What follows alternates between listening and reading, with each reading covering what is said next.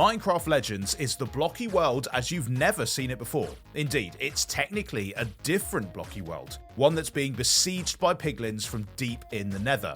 You lot probably got some questions, and we did too, but our time with the game has answered them and then some. So, whether you're curious about new mobs, old mobs, campaign, multiplayer, or how the game even works, here are your Minecraft Legends questions answered, starting off with: what kind of game is Minecraft Legends? Minecraft Legends is a real-time strategy game, meaning it's not so much about you going into dungeons to pack a punch against enemies yourself, but more about tactically looking at the overworld and the battles within. You have to think carefully about what you're building and where, and you have to have plan A, B, C, probably best to go right through to Z really, as this is war and war can change very quickly indeed. Who are you fighting in Minecraft Legends? Piglins. They may look slightly cute, but do not be fooled. These swines are made in the nether solely to conquer the overworld. They come in all different shapes and sizes and do different things depending on what horde they're from. They build bases quickly, and once they do, their weapons and troops can evolve fast, to the point that they're dangerous to even be close to. Does it have multiplayer? Yes, it does, in the form of 3v3 and 4v4 PvP. You can also help out other players in their campaign with cross-play co-op and do the whole thing with them with up to 3 others. Can you customize your character? Yes, you can, but only if you have pre-existing characters in Minecraft that you can port over. You can also get more on the Minecraft Marketplace. Can you use weapons? Well, you don't have traditional weapons or tools to use as weapons like you do in regular Minecraft, but you do have a sword that you can swing yourself. But other than that, you've got a lute which you can play songs with that make others do the fighting for you. Pretty handy.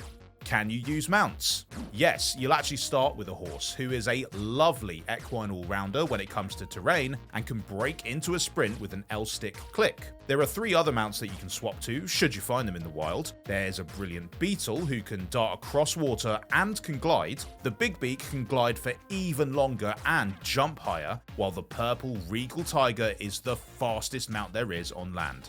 What is in the overworld?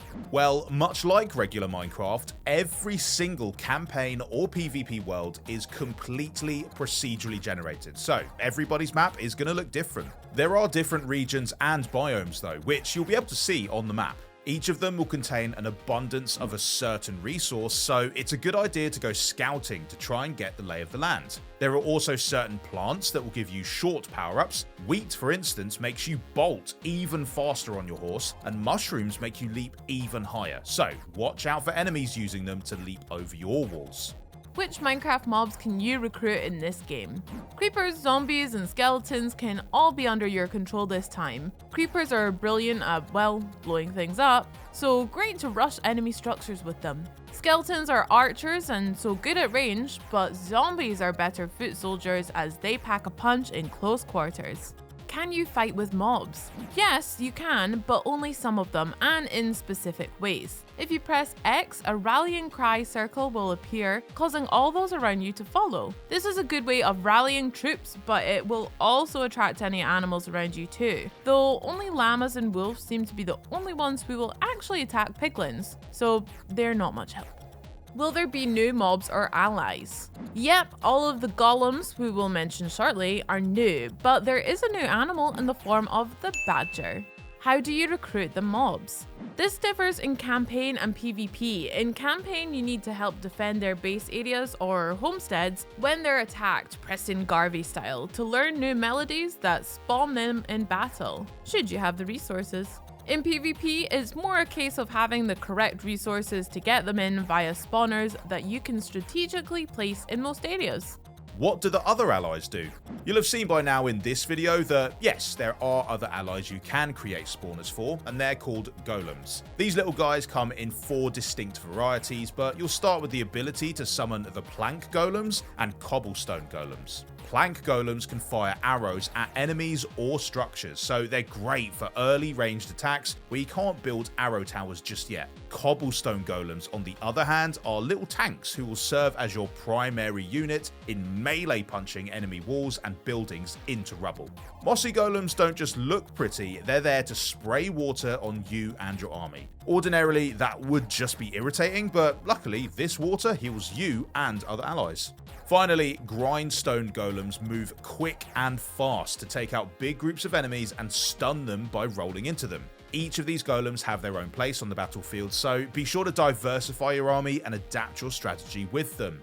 There are also warriors. These guys are villagers who are motivated by you fighting back against the piglins. The more villages you save, the more warriors that will eventually appear throughout campaign. In PvP though, they have to come from a warrior hut, which essentially acts as a spawner for them, though it does take a lot of resources to build.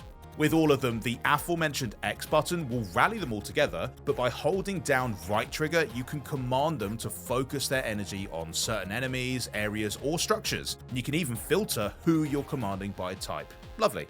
How do you win PvP? You and your allies have to destroy your opponent's towers. You can see your tower's health in the center here, and you attack your enemies with your golems and other allies. Once it reaches 0, victory is yours. But there are still piglins about to cause mischief too, so it's not just about other players you need to be wary of. We'll have all sorts of videos coming up specifically focusing on Minecraft Legends and PvP, so be sure to subscribe to Xbox On so you can hit the ground running. Can you still build? Yes, of course, but this isn't your regular Minecraft building. For a start, it's not you doing the hard work yourself, but rather your yellow allays, these guys here. That number means how many you have, so that's how many things can be built at once. Should you have the right resources, you can build walls, gates, and ramps to begin with, as well as simpler structures, including carpenter huts which repair your surroundings automatically. Can you still mine? Again, yes you can, but another allay does that for you, the blue one. By holding down left trigger and selecting an area, you can gather certain resources, with the basic wood and stone being available first. They'll be the backbone of your building, so be sure to have an allay working on gathering them both as much as you can. Can you mine other materials that aren't wood and stone? Yep, but not right away. Your Minecraft classics like iron, coal, diamond, gold, and redstone can also be mined by your blue allies, but only once you've built the requisite upgrade tower to be able to mine it. Well, at least in PvP anyway. You'll need to go to the Well of Fate to do so in story mode. What can you use the materials for?